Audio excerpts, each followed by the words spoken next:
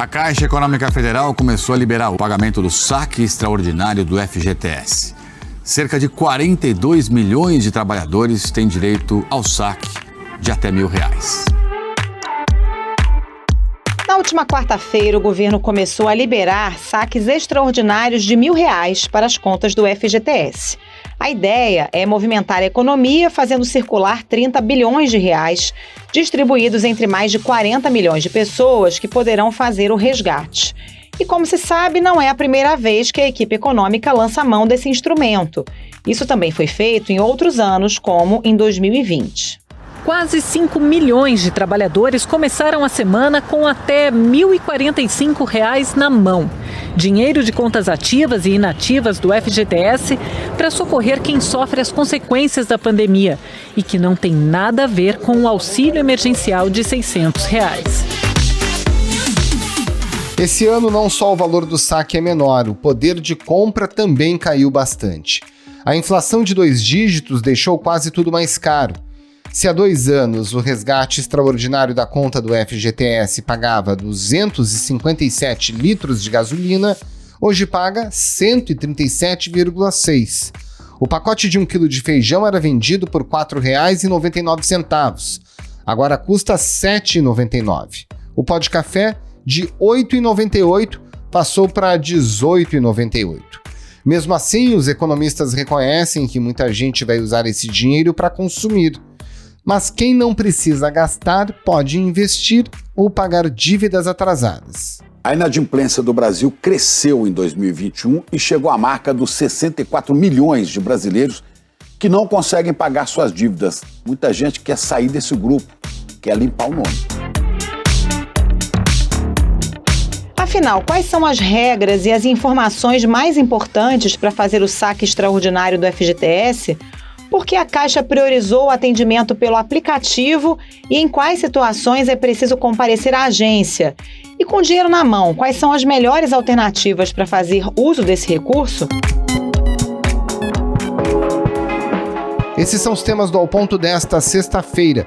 Eu sou o Roberto Maltic, estou com a Carolina Moran e nesse episódio conversamos com a repórter Letícia Cardoso e com o economista Felipe Pires, diretor de pós-graduação da Unianchieta.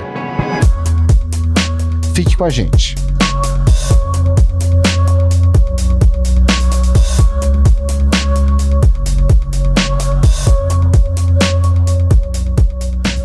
Letícia Cardoso, conta pra gente quem tem direito a fazer o saque extraordinário do FGTS e se o trabalhador tem mais de uma conta, ele pode fazer 2 ou mais saques de R$1.000? Carol, então, mais de 42 milhões de trabalhadores têm direito a fazer esse saque emergencial de até R$1.000 de contas ativas e inativas. Lembrando que a ativa é aquela conta referente ao seu emprego atual, de carteira assinada.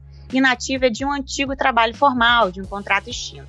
Ou seja, se uma pessoa trabalhava, foi demitida na pandemia ou em qualquer outra data e hoje é autônoma, ela também tem esse direito de sacar. O valor depende do saldo disponível em conta. Se eu tenho só R$800 em todas as minhas contas do FGTS, do meu emprego atual, dos meus empregos antigos, eu só vou poder sacar R$800. Agora, se eu já trabalho há muitos anos, de modo formal, tenho mais de R$20.000 no fundo, por exemplo, eu também só vou poder sacar até R$1.000, porque o limite é por pessoa, não é por conta. Então, eu posso ter várias contas e eu só vou poder sacar R$1.000. Pelo site do FGTS, é possível consultar se a pessoa tem direito a esse saque extraordinário e a partir de qual data. E aí tem o calendário de pagamento, né? Na quarta-feira ocorreram os primeiros saques das pessoas que nasceram em janeiro. Como isso vai acontecer? O calendário acompanha o mês de aniversário, né? Os primeiros contemplados foram os nascidos em janeiro e depois segue de acordo com a data de nascimento. Os saques extraordinários vão até 15 de junho. Quem perder a data pode resgatar o valor depois, sem nenhum problema, até 15 de dezembro. Caso contrário, o dinheiro volta então para o fundo do FGTS com correção. Agora, Letícia, no caso da rescisão do contrato de trabalho, né? Esse saque extraordinário, ele pode diminuir o valor da multa sobre os depósitos de FGTS que esse trabalhador tem direito a receber? Não afeta, Maltic, os trabalhadores podem ficar tranquilos que isso não muda o cálculo da multa do FGTS em caso de demissão, já que ele é calculado com base nos depósitos feitos pelo empregador ao longo de todo o contrato de trabalho. Afeta sim o valor total do FGTS em caso de resgate para aposentadoria, em caso de demissão ou doença grave. Não afeta a multa, mas sim o saldo total do FGTS. Ir para a fila da agência ou de uma casa lotérica só deve ser a opção para quem quer pegar dinheiro vivo. Quem preferir transferir o valor para outro banco ou fazer pagamentos por meio eletrônico pode resolver tudo pelo aplicativo Caixa Tem. A Caixa orienta que, antes de sair de casa, o trabalhador verifique no aplicativo se o dinheiro já está liberado. Ô Letícia, muita gente tem dúvidas sobre a forma de depósito, de saque. Como é que vai ser feito? Tem que baixar primeiro um aplicativo do FGTS, depois o aplicativo do Caixa Tem. Como é que o trabalhador faz para retirar efetivamente esse dinheiro da conta do FGTS? E ele pode transferir para outras contas de outros bancos? Como é que é o procedimento? O dinheiro vai ser disponibilizado, Carol, automaticamente na conta do trabalhador do Caixa Tem, que é a mesma onde foi pago o auxílio emergencial. Caso a pessoa não possua, a Caixa vai criar um automaticamente. A movimentação no início vai ser pelo aplicativo mesmo, né? Por pagamento de boleto, pagamento de QR Code, Pix, ou então ela também vai poder transferir esse dinheiro para outras contas bancárias. Ou seja, se o trabalhador chegar à agência da Caixa Econômica com o objetivo de fazer o saque do recurso extraordinário, ele não vai conseguir. É indicado que ele chegue à agência da Caixa se tiver algum problema, né? Justamente porque, não sei se vocês lembram, a gente teve muito problema de fila, né? No auxílio emergencial, e é isso que a Caixa quer evitar fazendo esse depósito pelo Caixa Tem. Então, o ideal é só procurar a agência da Caixa, se tiver com acesso bloqueado, se tiver dado algum problema, para que essa liberação seja feita e possa fazer o saque, né? Através do aplicativo.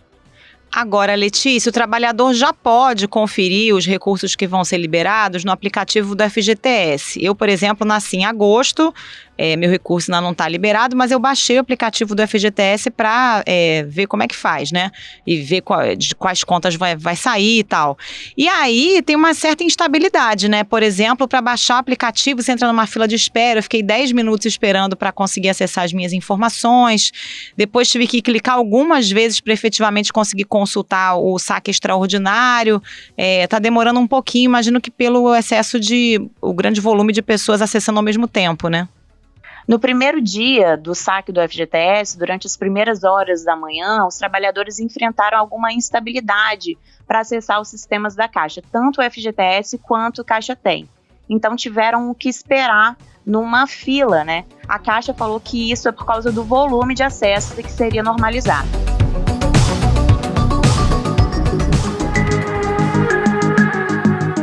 Agora, Letícia, já houve outros saques extraordinários do FGTS, inclusive com a opção de saque aniversário, que a pessoa compromete uma vez por ano, ela recebe uma parcela do seu FGTS.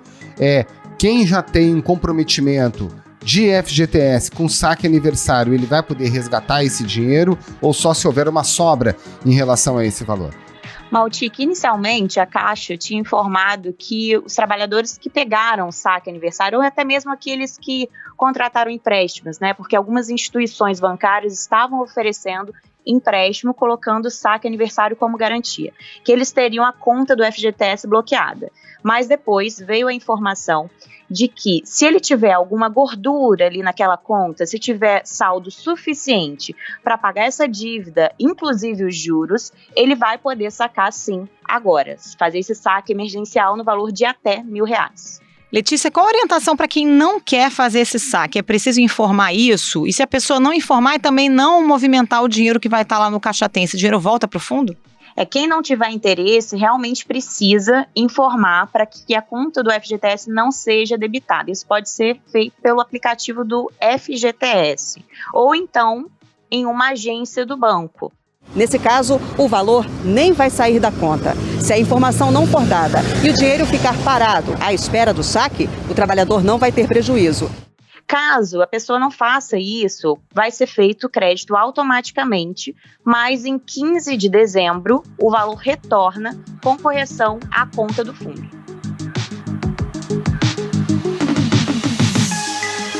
Letícia, para a gente terminar, o Globo fez um infográfico interativo bem interessante que faz algumas comparações sobre temas que a gente vai conversar daqui a pouco com o Felipe Pires, que diz respeito à corrosão do poder de compra da população em relação, por exemplo, ao último saque extraordinário que foi liberado pelo governo em 2020, o que o nosso internauta pode acompanhar no site do jornal.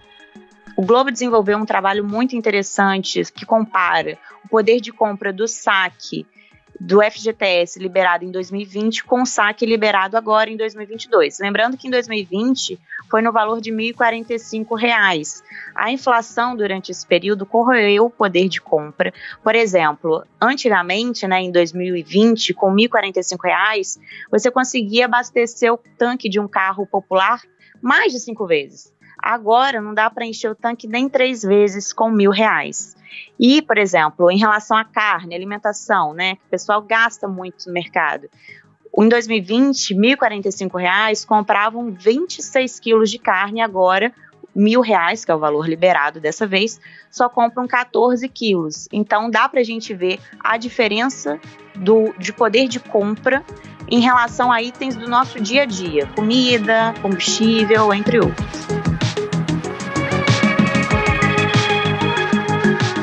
E também dá para saber, em qual data você pode fazer o saque extraordinário de acordo com o mês do seu aniversário. Letícia Cardoso, muito obrigado pela sua participação, um abraço e um bom carnaval. Obrigada, Letícia, até a próxima. Obrigada.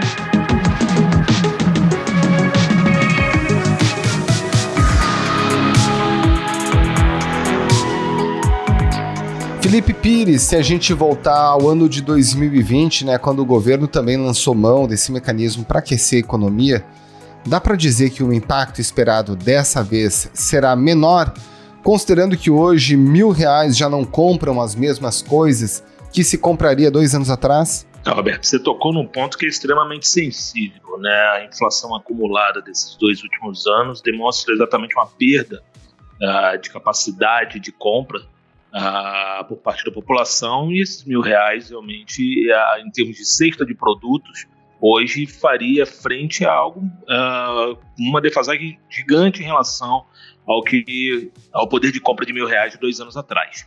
A inflação acumulada nos últimos 12 meses em Montes Claros, segundo pesquisa do IPC, foi de 12,36%.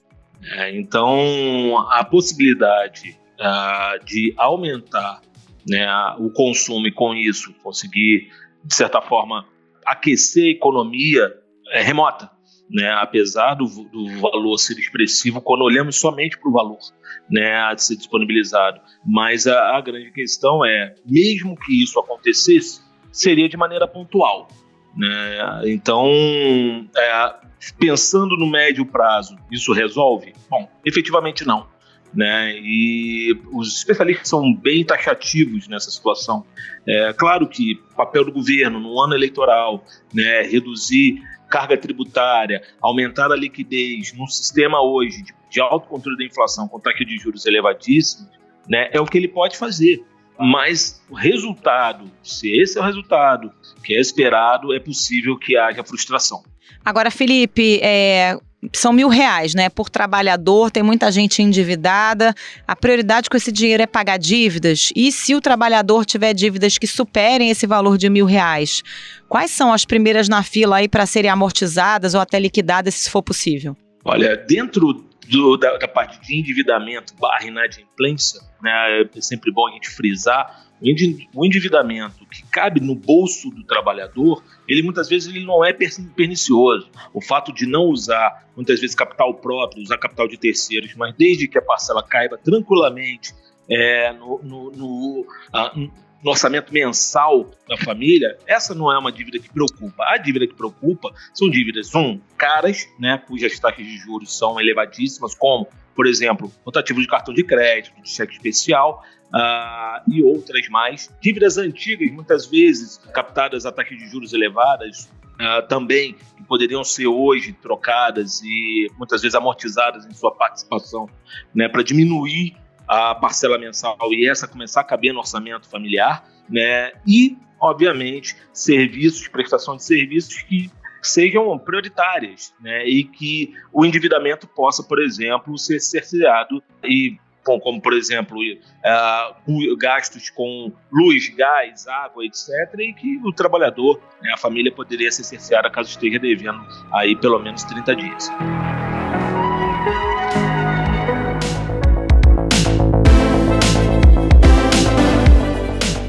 Agora, se você não tem dívida, né? Essa é uma decisão pessoal, é muito difícil a gente dizer o que a pessoa vai fazer com o seu próprio dinheiro, né? Se a pessoa não tem uma despesa que precisa ser feita imediatamente e esses R$1.000 vão dar conta dessa despesa, quais seriam as perguntas que a pessoa mesmo pode fazer para ela mesma para decidir onde esse dinheiro vai ser aplicado? Perfeito. Bom, a primeira é, se 3% mais TR, né, 3% ao ano mais TR, que dá algo em torno de 4,75%, 5% ao ano, é uma taxa hoje de remuneração para esses R$1.000 que está dentro do perfil desse investidor, sabendo que a inflação a 2 dígitos, né, o ganho real disso é negativo, né? Então, o que hoje o FGTS remunera esses R$1.000 é por volta de 4,75%, 5% ao ano, né? Há uma inflação a 11,5%, né? Então, o retorno real desse investimento já é negativo nos cofres do FGTS, né? Se a pergunta fundamental para esse trabalhador e investidor consigo uma remuneração melhor, né, dentro do meu portfólio, dentro do que está ao meu alcance, a partir daí, a responsabilidade de gestão sobre esses R$1.000 passa a ser, né, do trabalhador e investidor. O que ele vai conseguir a partir disso, né, vai depender muito da vontade dele também de buscar oportunidades de investimentos que pelo menos ultrapassem hoje o IPCA acumulado dos últimos 12 meses, na ordem aí de seus 11,5%.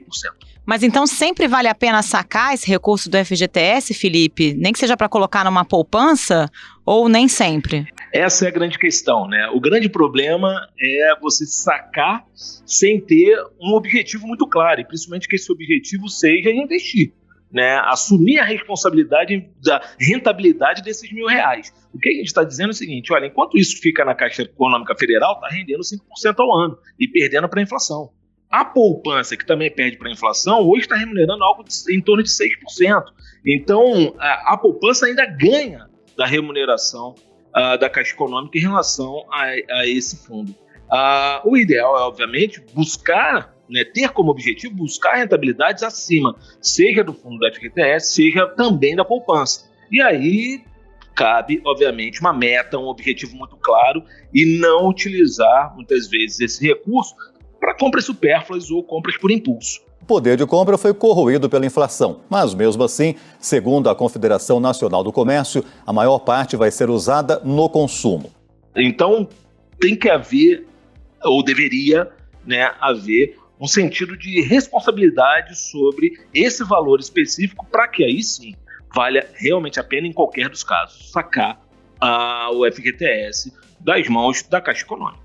Pois é, a gente recentemente fez um episódio falando sobre as opções de investimento que acompanham esse cenário de juros altos e com tendência de alta pelos próximos meses, pelo menos, né? Aí a gente já está falando que deixar o dinheiro parado no FGTS não é uma boa. Dá para dizer que as aplicações de renda fixa atreladas à Selic, de fato, para esse dinheiro, seriam, em tese, as melhores alternativas? Olha, aí a gente está entrando na seara de objetivo e horizonte de tempo, né, sobre esse investimento. Se o horizonte de tempo é de curto prazo, um Tesouro Selic, ele tem a possibilidade de, independente do cenário, você perder menos com a variação da taxa de juros, né? Então, há cenários em que a taxa está subindo.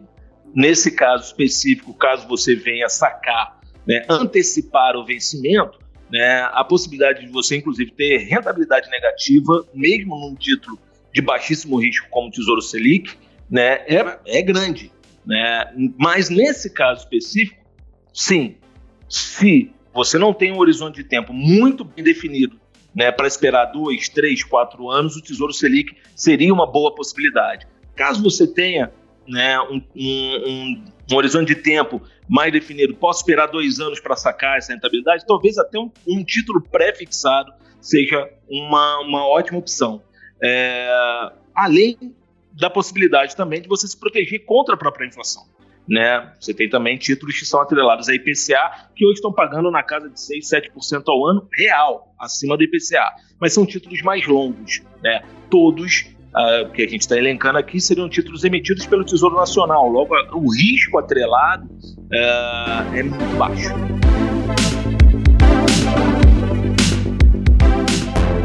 Felipe Pires, muito obrigada pela participação. Bom trabalho para você. Muito obrigado, Felipe. Grande abraço. Muito obrigado. Um abraço.